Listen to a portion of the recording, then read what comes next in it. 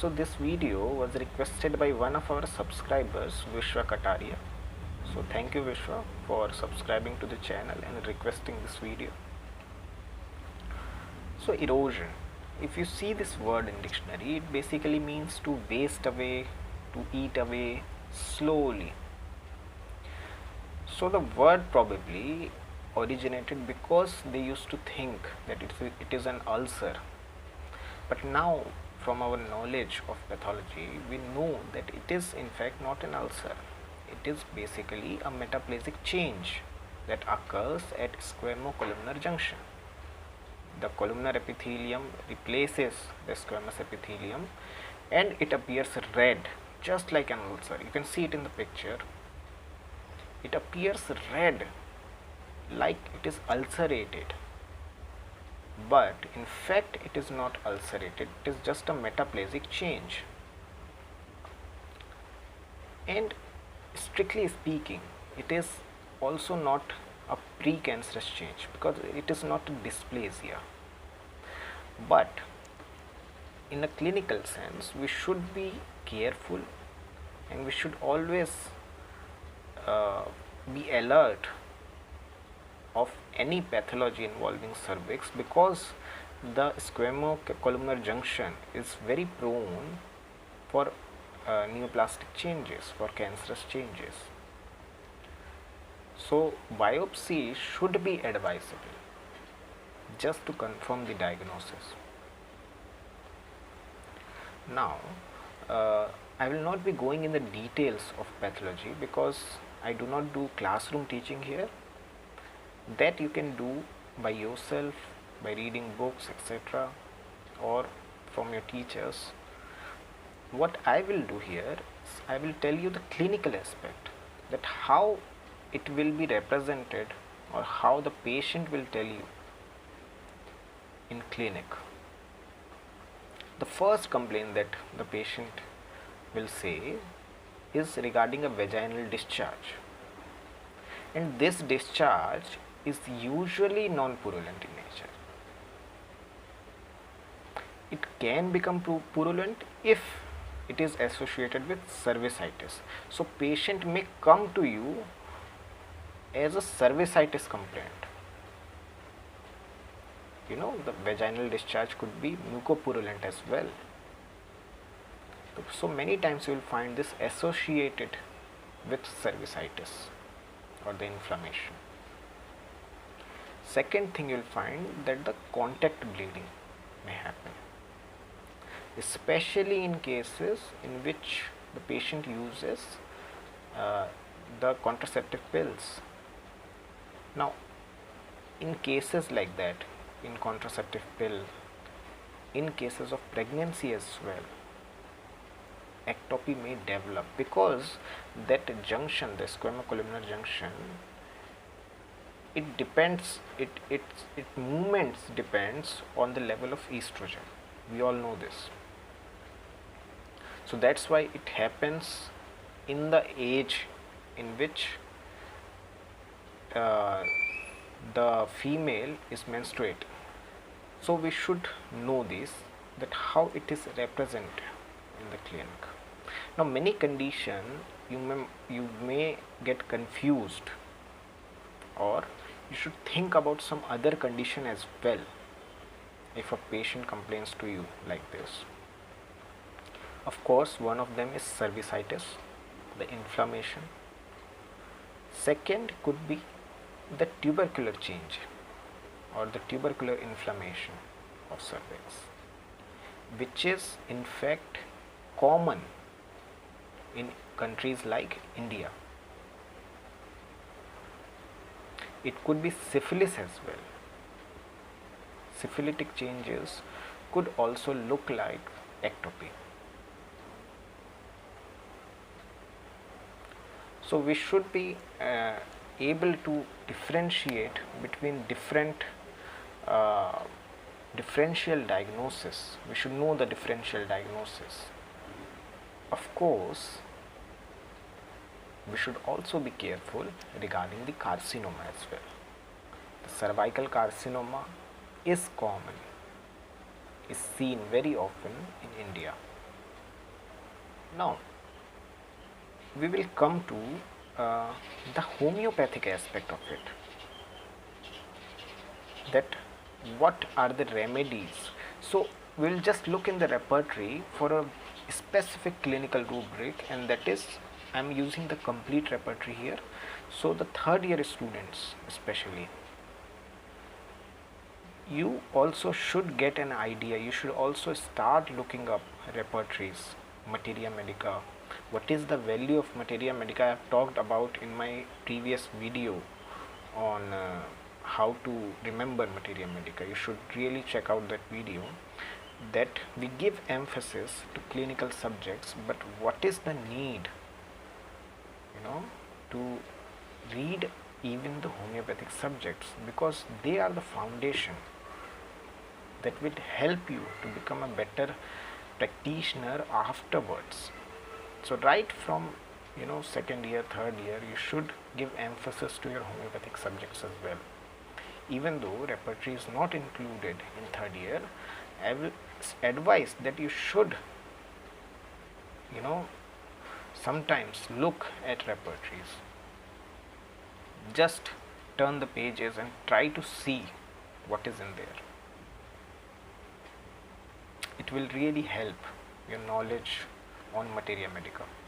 So if you see in repertory, cervical erosion in female erosion cervix, the rubric is there. Now there are many remedies here, but you can see some smaller remedies I would like to highlight. First one is calendula. Very interesting. Calendula is supposed to be a healing agent, but it is not an ulcer. So why it is there is because Dr. Blackwood, you might have heard, you might not have heard. Blackwood was a doctor, a homeopath, and he told that if you dilute calendula tincture and if you apply directly on the cervix in case of erosion, it will help to heal. That were his words.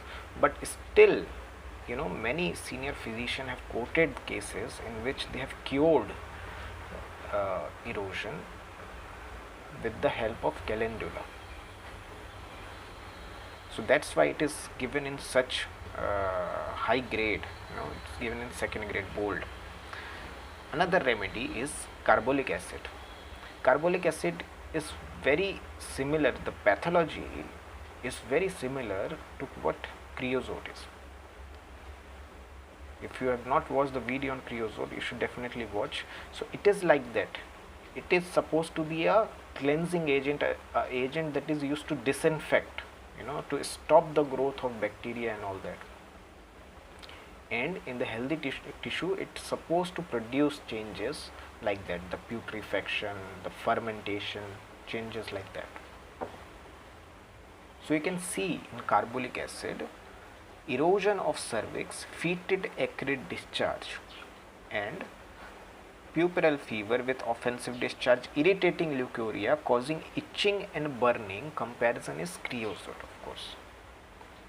So you should remember carbolic acid in cases like that, burning, irritating, acrid discharges. Okay, now another remedy. So I am highlighting only the small or remedies which are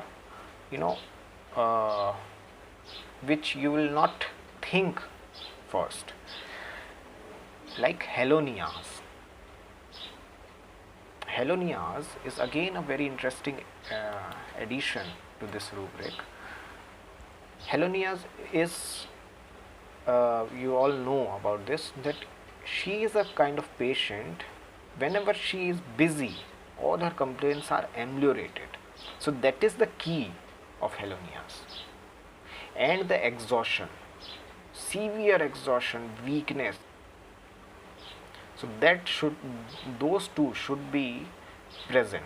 Always remember that totality is very important, not just a specific symptom, but a totality should be considered.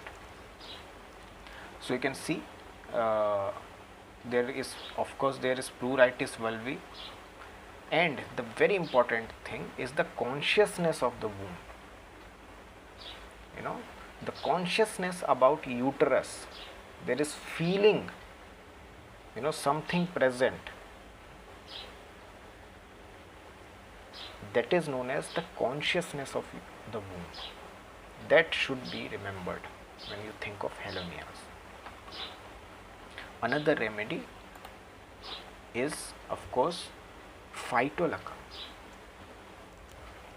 Phytolacca, we all know about the glandular involvement, and the complaints are associated with the breast complaint. Always associated with the breast complaint in case of phytolacca. If you will read in female section from Boric, you will find that majority of complaints are related with the breasts. You can see mastitis, mammary hard and very sensitive, tumor of the breast.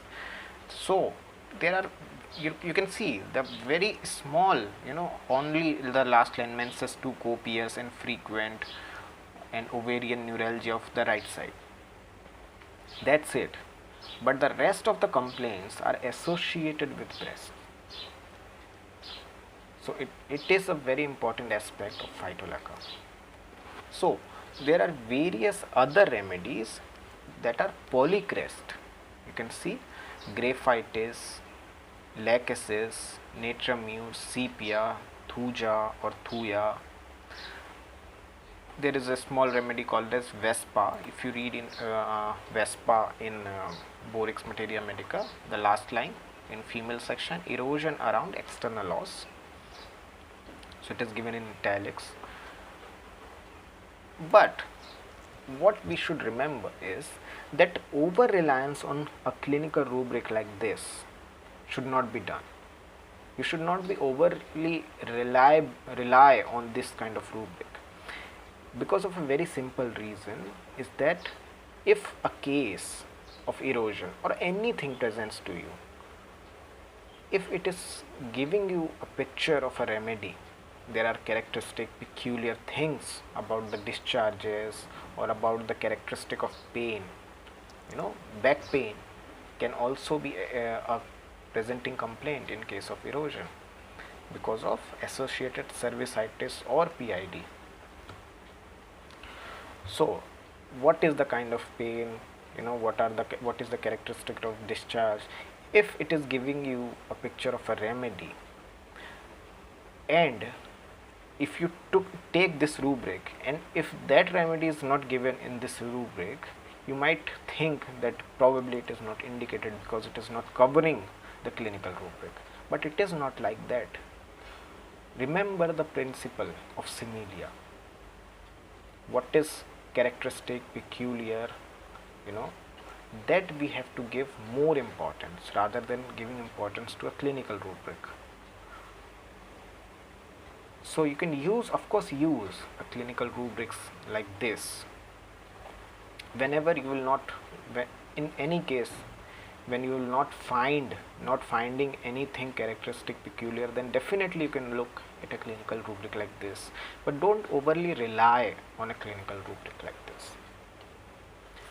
Now at the end, I want to say this, that there are many other complaints apart from cervical erosion that you will find more commonly in your clinics.